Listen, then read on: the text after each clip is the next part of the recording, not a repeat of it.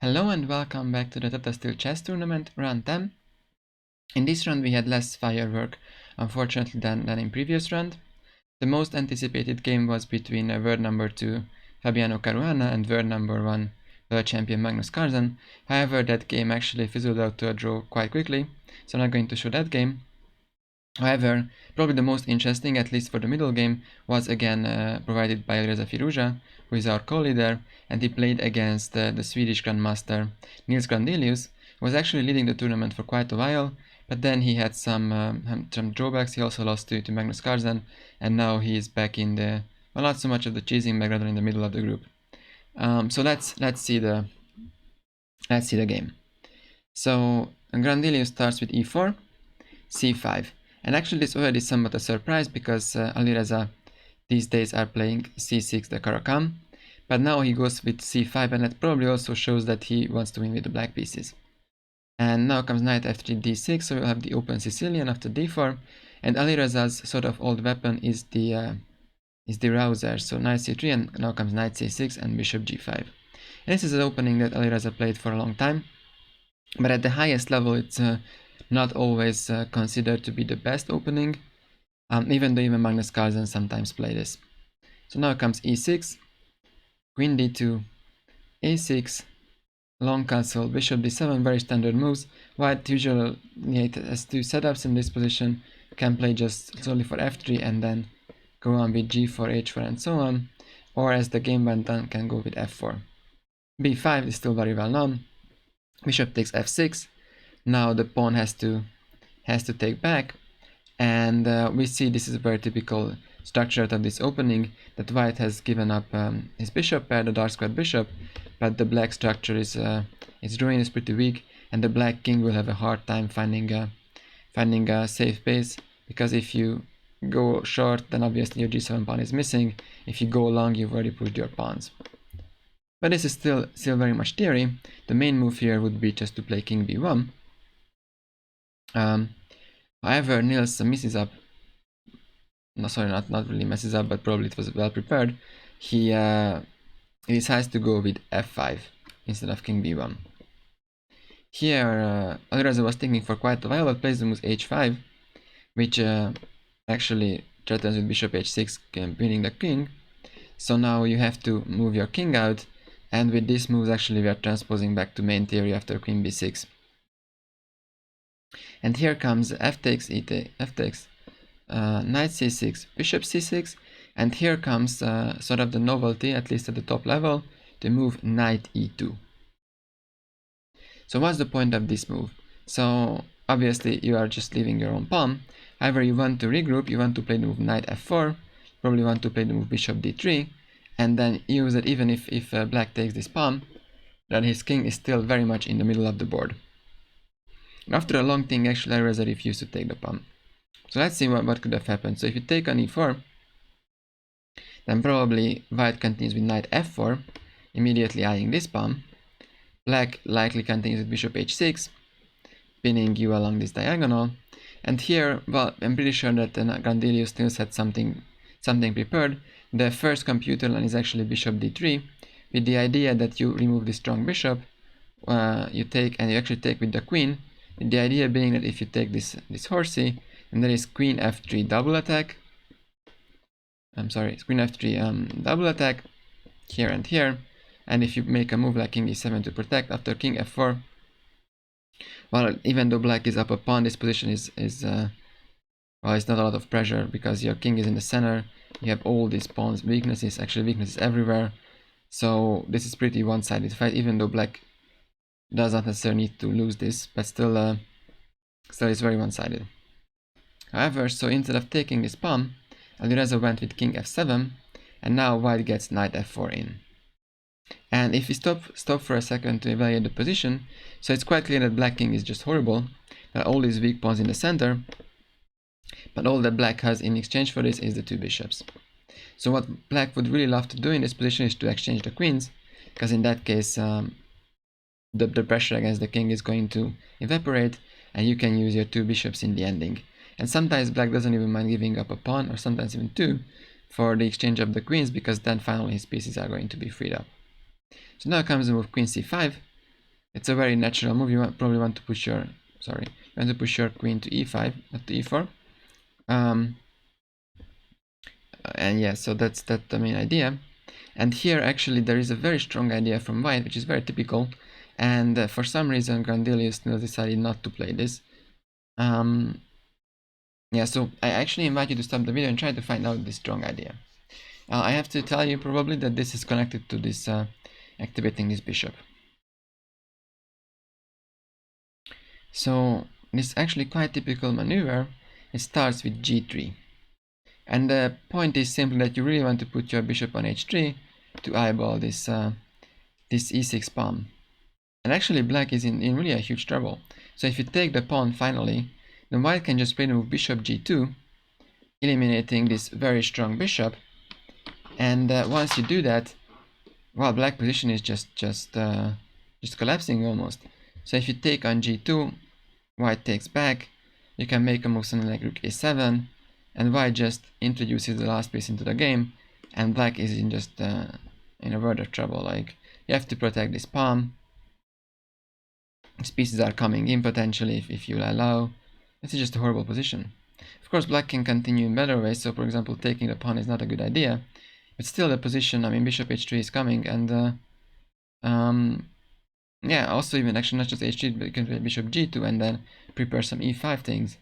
It's really very dangerous for Alireza.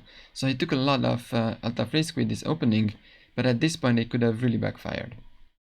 However, actually, so as I told you, Nils missed this opportunity. He played the move bishop e2. Of course, it's logical. You try to put some pressure against this pawn. You want to connect the rooks. You want to put your rook probably to f1 very quickly to eyeball the king. Now comes rook c8, rook hf1, and here comes the move I actually mentioned before, that black doesn't mind giving up a pawn if manages to exchange pieces. So black just plays the move bishop h6. It obviously gives up this pawn. White needs to take, but after exchanging the queens, now this rook is quite active. You have some threats along the 6th rank, but black can take again. Rook takes f4, king e7, rook goes back, and if we stop here for a second, we can see, well, white just won a pawn. However, the black pieces are actually very ready for this endgame. You can put some pressure against this g2 pawn. The e4 pawn is under pressure. This bishop is not particularly good. Well, probably all it's gonna do is put to d3 and protect this pawn. These pawns are not that weak anymore because the king protects them. Black will likely get h4 in, even further fixing this pawn. And your majority is on the queen side, but it's hard to imagine how are you going to create passed pawns against these two. So, but let's see how the game goes, because there are some surprises still left. So now comes the move rook g8, pressuring this guy, bishop d3 protecting from here, h4 as mentioned to put it on the dark square and even making more pressure against this pawn, king c1, e5.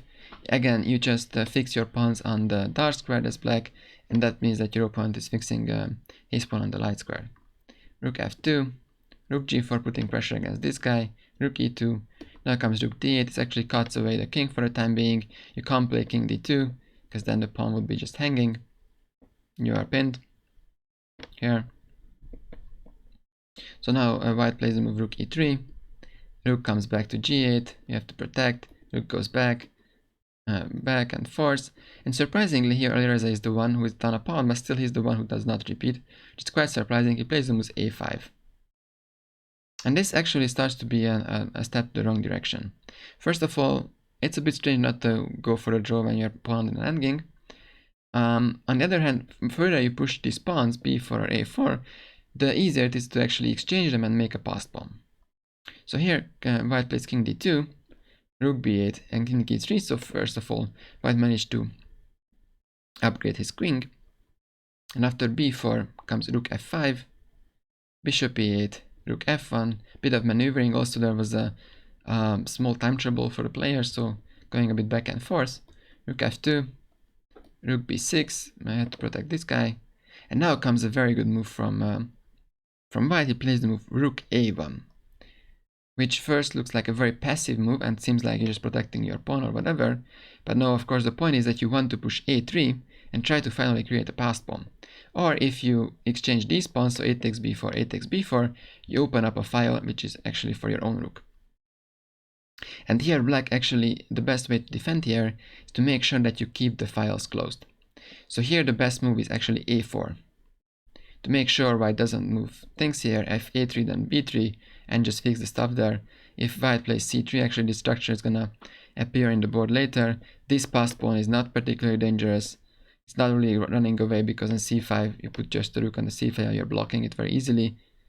And then black has all the chances to make the draw again. However, here black played move bishop g6, and this gave the golden opportunity to Nils Grandelius I should say, to create chances, to create winning chances. So I invite you to stop the video and find the most precise way here to create these chances.